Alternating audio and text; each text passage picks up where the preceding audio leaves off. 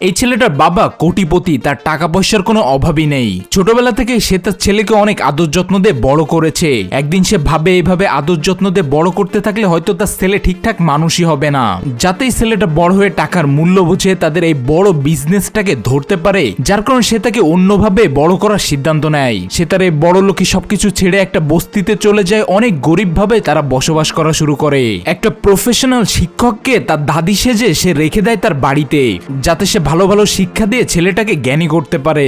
ছেলেটা জানেও না তার প্রতিটা কর্মের উপরে লক্ষ্য করা হচ্ছে।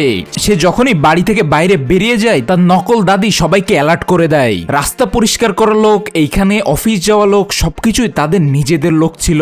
এখানে বাজারে থাকার প্রতিটা দোকানদার, তাদের বাড়ির পাশে থাকা সব প্রতিবেশীও সবকিছুই তাদের ভাড়া করা অ্যাক্টর। তার বাবা চায় খুবই একটা ভালো পরিবেশ দিয়ে যাতে সে টাকা পয়সা সবকিছুর মূল্য বোঝে। সে এমন ভাবেই তার ছেলেকে মানুষ করতে চায়। তার আসল দাদা দাদি এই বিষয়টা নিয়ে খুশি না। তারা মনে করে আমাদের টাকা পয়সা আছে, আমাদের ছেলে অনেক সুখে শান্তিতে বড় হবে, সে কেন গরিবের মতো বড় হবে। তার দাদা দাদি যেদিন দেখা করতে আসে সেদিন তার জন্মদিন ছিল।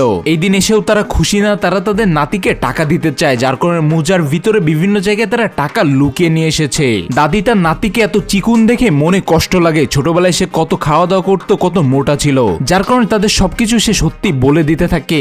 সে সময় তার ছেলে তার কথাগুলো ঠেকানোর জন্য তার মুখে কেক লাগিয়ে দেয় আর লোক দিয়ে তার দাদিকে বাইরে বেরো করে দেয়। দাদা এখান থেকে যাওয়ার আগে ছেলেকে 1000 টাকার একটা নোট দিয়ে যায়, কিন্তু ছেলেটা এখন টাকার মূল্য বুঝতো, যার কারণে টাকা সে উল্টোপাল্টা ভাবে খরচ না করে তার বাবাকে দিয়ে দেয়।